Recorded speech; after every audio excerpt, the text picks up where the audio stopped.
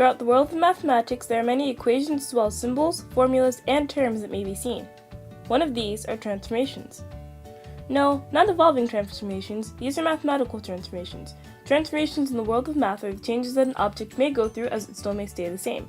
Transformations like these are seen every day. However, as far as these changes may go, there are 4 areas of transformation.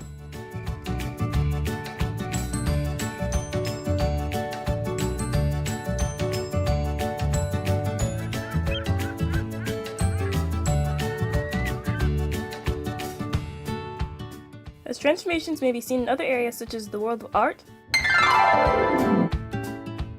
design, or even the traditional board game, transformations may be found everywhere and play a rather large role in our visual standards of today.